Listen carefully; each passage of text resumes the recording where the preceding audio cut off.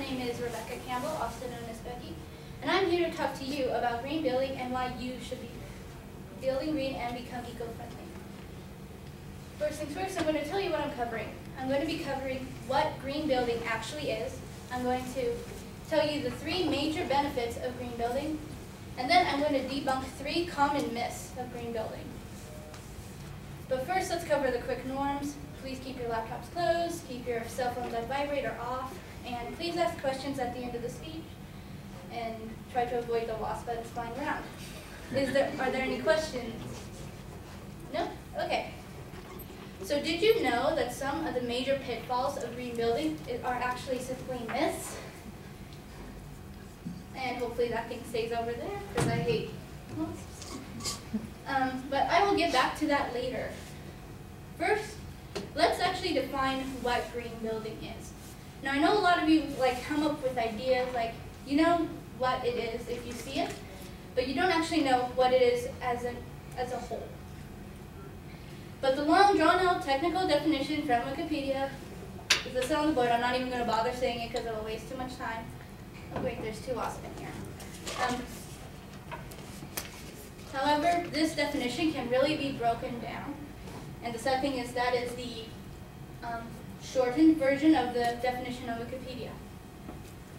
But basically it comes down to 2 main things, which is the efficient use of energy, water, and natural resources, and reducing your waste, pollution, and environmental degradation. Now what that means is for when you want to conserve energy, change your light bulb to energy efficient, or even just simply turn off things when you're not in use. Like maybe we should turn off the lights so the wasp doesn't fly down. And then the reduction of waste, basically, recycling. And for conserving natural resources, a lot of people automatically think of gas. The gas guzzling cars, the diesel fuels. However, there is another way.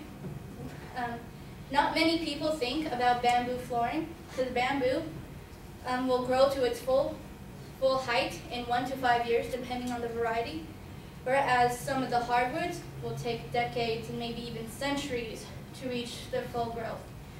So if you cut down a lot of forests, it's going to take a long time to grow them back, whereas bamboo, cut them down, they'll be pretty much grown in a year. But now you're probably asking yourself, why should I bother buying bamboo flooring? Why should I bother being energy efficient? Why should I bother conserving my water? Well, there are 2 major benefits I'm going to talk, or 3. I'm going to talk about the common environmental benefits that everyone knows about. There's also economic benefits as well as social benefits that many people do not know very much about. Of course, the environmental benefits are pretty obvious. You improve the quality of air by not releasing as many greenhouse gases, and you also improve water quality because you're not dumping as many dangerous chemicals into your water system.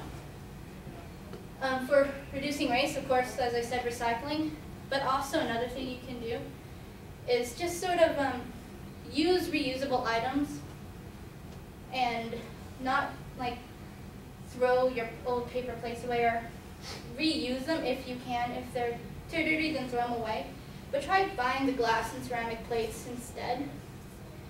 And then for conserving natural resources, the best way is bamboo flooring. Try not to use your gas as much. Try buying electric cars too. I haven't heard very much about them, but I'm hearing that they're starting to come up in popularity. And as well as hybrid cars, because they also use ethanol. Probably.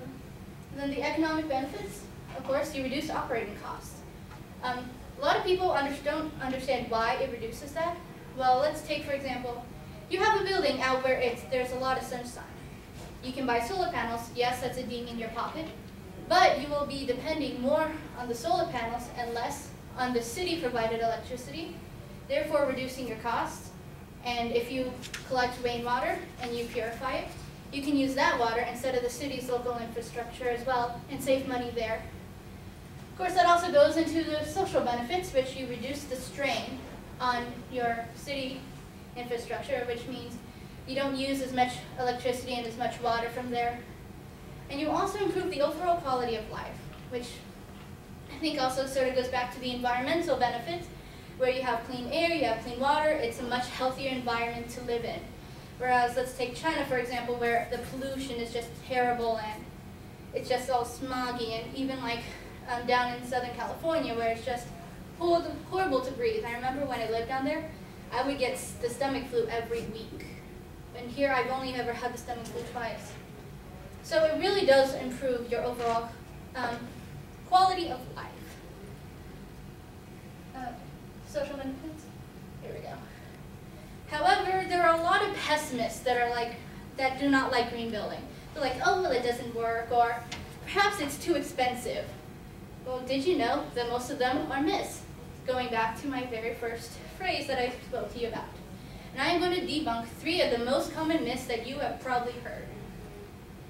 First myth, green building is way too expensive. That is pretty much false.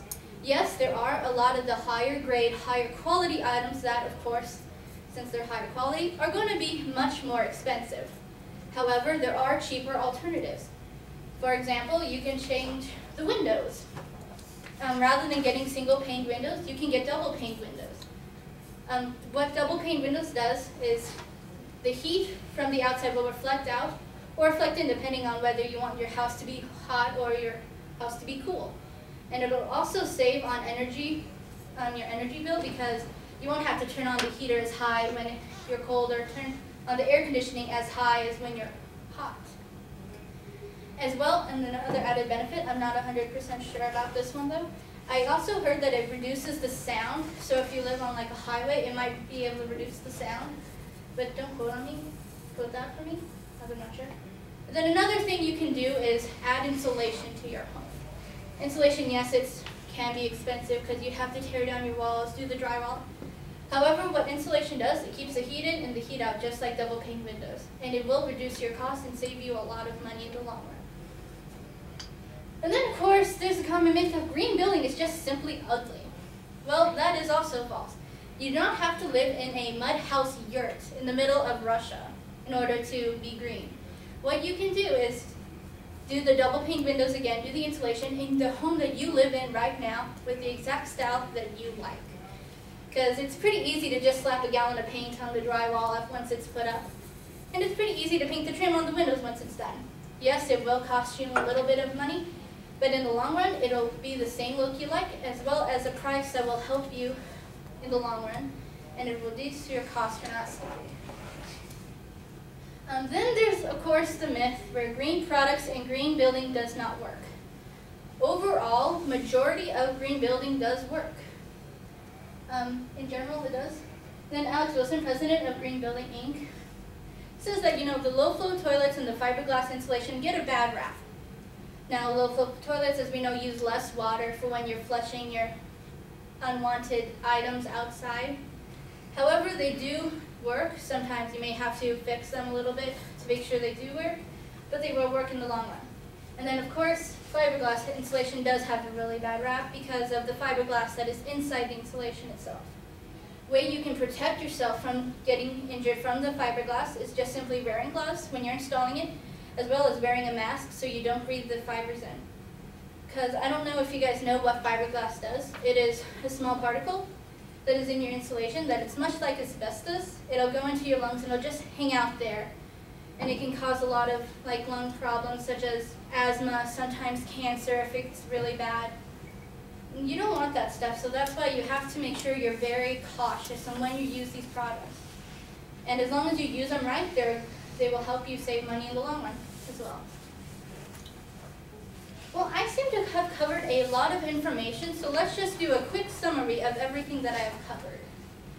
First, green building comes down to the efficient use of your resources and reducing your waste and your imprint on the earth. Green building not only benefits the environment, but it also benefits your society as well as your economy. And finally, the three most common downfalls in green building are simply myths. And I can assure you that there are many more myths that are floating around, but those are the 3 most common ones that can easily be debunked. So does anyone have any questions for me at this time? Gabe? You can also use, they use recycled newspapers for installation now. Instead of the fiberglass, you get your house sprayed with paper in the walls instead of fiberglass insulation. It costs a little bit more. and it's more insulating than the fiberglass, because the fiberglass will break down in 20 to 30 years, as the paper won't. Yeah, I've heard of the spray foam kind of insulations. I've never actually heard what was in them.